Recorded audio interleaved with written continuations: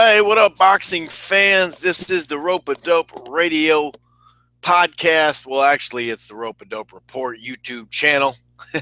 I just did a show earlier tonight, so I got that mixed up, but it's all the same thing. I say, what's up, boxing fans? For those who are MMA fans as well, how's it going? This is a kind of a topical variety MMA, UFC, um, boxing altogether type upload. It won't be long. Just some news that came out recently. Conor McGregor just got licensed as a boxer in the state of California. That's right, he's approved for his boxing license. Rumor has it that he's going to get approved or at least apply for license in different states. I saw some quotes, from the commission saying we would love it, if he would fight, yada, yada, yada. So what's this all mean? A lot of people are jumping on the bandwagon right away saying, oh, man, this is it. This is it. Floyd Mayweather, Conor McGregor, they're going to meet in a boxing match. Could it be? I mean, it's obviously by far the biggest pay-per-view out there, I would say. I mean, I think it would beat a rematch with Manny Pacquiao and Floyd Mayweather. It would definitely beat anything they do in the UFC and anything in boxing right now. If you think about it, Canelo and Golovkin's a big fight, but nothing like this. I would say this first and foremost. He would have to get licensed in some other place than California or New York. I would say Nevada. I believe California and New York are the same as far as tax purposes, and much cheaper taxes in Nevada. So let's get that straight out there. But a lot of people are saying, man, this is it. This is it. It's Floyd Mayweather. It's Conor McGregor.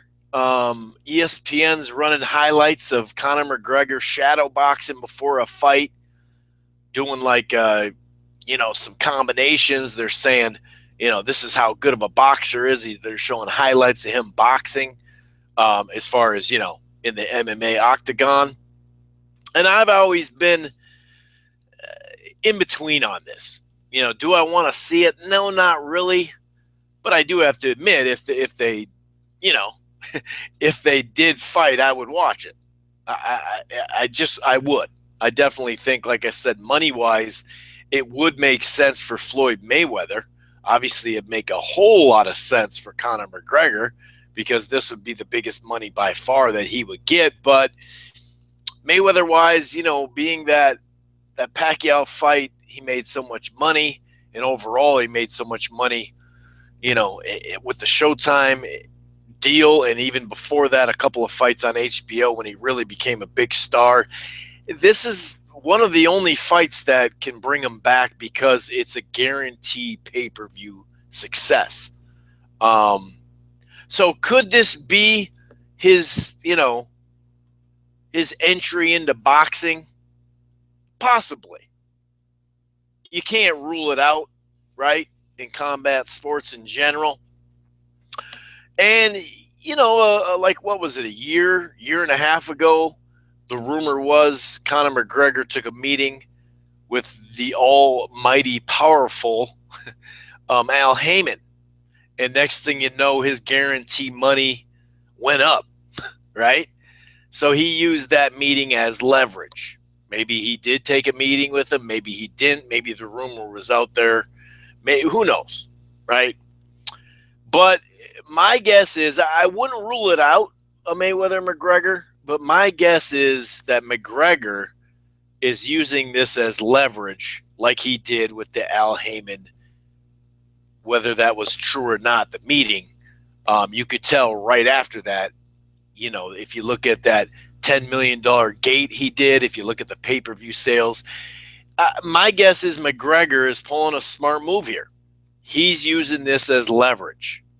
And it's no secret that, the UFC have been ripping off their fighters for quite some time, especially the top level guys. I do like their base pay for guys that are on the prelims and all that, I think they're fair there. But clearly, if you look at, I mean, the fact that McGregor and Lesnar were some of the first two that actually got $1 million and a little over $1 million upfront guaranteed. Now, I know there's back end guaranteed money off of the gate and off the revenue sales, but for the pay-per-view. But as far as upfront guaranteed money, when you're just getting to the $1 million mark and you're going over $1 million and you have a really high gate number, that's ridiculous. There's plenty of corruption and negativity that I could point out about boxing, obviously.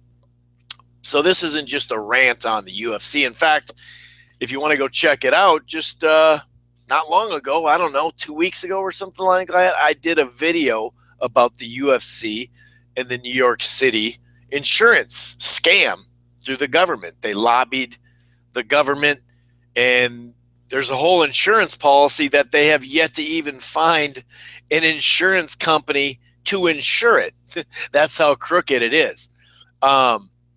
So clearly they've been underpaying their fighters and especially their top level money makers, clearly.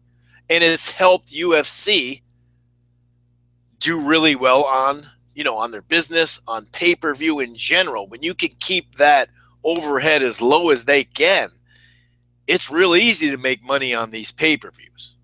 And that's kind of the biggest thing with Al Heyman and the Premier Boxing Champions is the fact that they have to, in order to get fighters off of premium cable, you have to pay them like they're on premium cable. Just like HBO, right? They overpaid fighters to get them off the networks to own slowly but surely to take over boxing. And it limited the exposure. It was very good for HBO. It was very good for a good chunk of the fighters. I shouldn't even say a good chunk, a small percentage of the fighters. But overall, it slowly but surely dwindled the exposure to where we are right now. So it's no secret. It's no secret that they've been underpaying some of the, especially the stars, the people, Rousey too, the fighters that are their bread and butter. They've been getting underpaid. We finally started to hear $8 and $10 and $14 million. Most of that on the back end are guaranteed per se for McGregor and stuff, which that's well deserved. These are the guys that are risking it. The women now too, of course, women and men in MMA and the UFC as well. Clearly, they've been underpaying them. And for some strange reason, like I said, there's plenty of things to complain about and to bitch about and to expose about boxing. But the Ali Act, you do have some rights under the Ali Act for boxing. And the Ali Act, for some reason, doesn't fall under the UFC. And the fact that Dana White got behind Donald Trump, the new owners, the WME-IMG group, who bought them for well over $4 billion, the UFC, they were good with the Clintons anyway. So no matter what, them going into New York City, which should have happened a long time ago, of course, but them going in there, they were going to be pretty much guaranteed not to fall under the Ali Act. And they also took away Bellator and any other kind of mid-level or lower level, prospect level MMA or boxing for that matter. Only really, truly bigger events in boxing can take place at this moment in New York City. And if you don't know, the Barclays Center has been very successful the last couple of years. It's had many good fights this year, good crowds and all that. And it's been a really good thing in New York City. But right now, they can't even find an insurance policy. The government, with this bill, they snuck in this insurance policy hike, which it makes it sound like they're doing it for the fighters. But really, they're doing it for a couple reasons. They're doing it for the UFC to monopolize. So the boxing shows that have been going on for 5, 10, 15 years, prospect level, mid-level fights, they can't now afford the insurance. So only the top level fights in boxing can be there. And really, like I said, the number is so skewed that no insurance policy has even been able to cover it. That's how screwed it is. But, that is the government under our two-party system ran by money. So Dana White had they legally did this through lobbying. I'm not ripping them there, but this was a monopoly, clearly, against Bellator, against low-level or lower-level MMA, and same with mid-level and lower-level boxing, prospect-level boxing, to groom guys to the big room at the Barclay. So this is something that's not new, and it's clearly a scam, just so they could, get into the UFC into New York City, yada, yada, yada. I'm going to stop going on that, but I think this is leverage.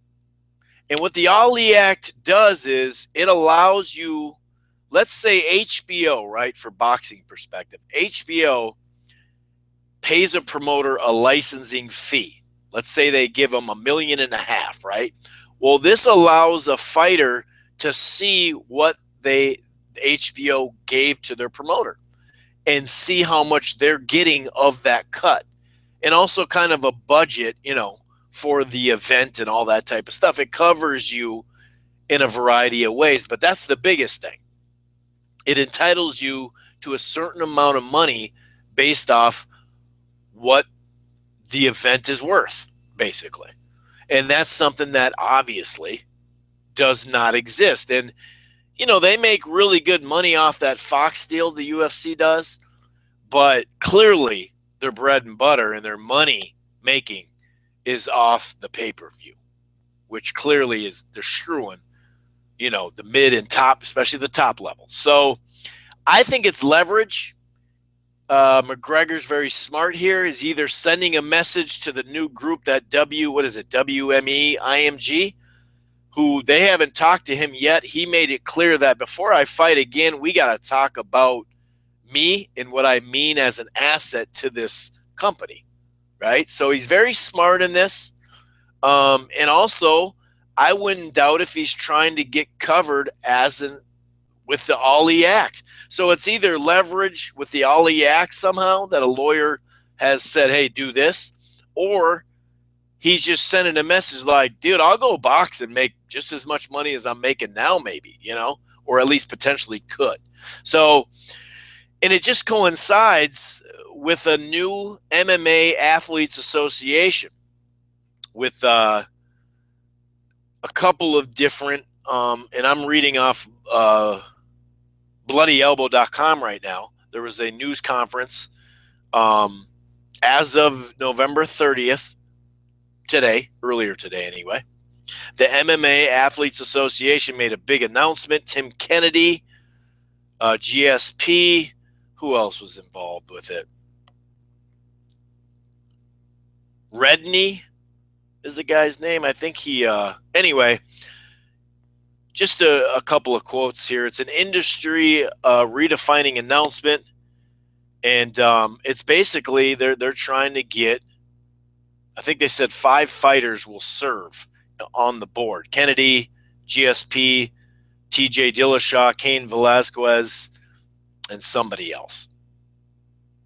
But they basically are saying we're going to stop the monopoly, for one, in a sense, because, Bellator has been trying to do that as well. But also it says one of the goals was for the fighter revenue share to be a split 50-50 with the UFC as opposed to the 8% figure that they were talking about.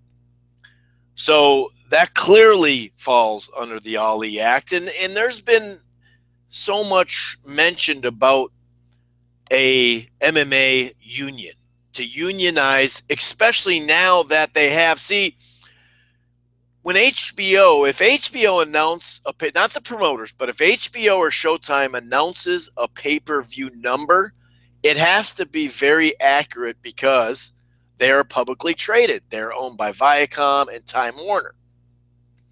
Now, UFC is still, even with this new over $4 billion purchase, is still a private company. So technically, Dana White can say, we just did 900,000 pay-per-views. We did this. This is our revenue.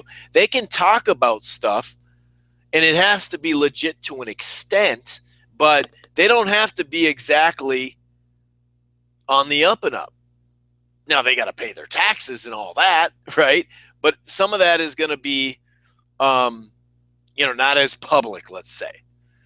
So I really think that this is what it's all about. And they're looking to join a union. And now that they have that figure, that well over $4 billion figure, now they can start to go, okay, we know that this was worth on the open market here, right? This was worth over $4 billion. Now, how much are the people that own it and Dana White and everybody in it getting and got, and how much went to the fighter? And why are we not getting more? So that's what I think it is. Like I said, I wouldn't 100% rule it out just because you can't, the McGregor-Mayweather thing, and maybe down the line it'll happen. But for me, I think it's a smart move by McGregor to basically leverage himself against this Ali Act. It'd be smart to join this association, this union type thing, to get his money. But maybe he's thinking, you know what? I'm only going to be here for a couple more years, maybe. I'm going to get my money, and then we'll figure out the rest. Anyway, you guys can check out the Rope It Up Radio podcast anytime. It's at blogtalkradio.com/Rope It Up Radio. Also, subscribe on iTunes as well. It can be found there. And if you're into college sports, we do a college football show that we're currently doing weekly. It goes to college basketball, goes to the NBA playoffs as well. You can check it out all at those two spots. Follow me at Rope It Up Radio. Let me know what you guys think. McGregor, Mayweather, I don't think it's about that. I actually think it's a smart move by Conor to leverage himself, basically to show this new UFC group and Dana White that he means business. Anyway, I'm out of here. You guys, until next time. Peace.